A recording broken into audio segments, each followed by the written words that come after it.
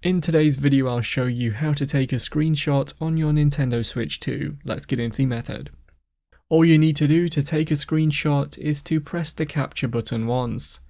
This is the small square-shaped button with a circle on it on the left or blue Joy-Con. After pressing it once, it should show the capture taken message in the top left corner. To view this screenshot, head to the Switch 2 home screen and open the app called Album. Within here, you should see your screenshots, which you can select them to view them in full screen or manage them.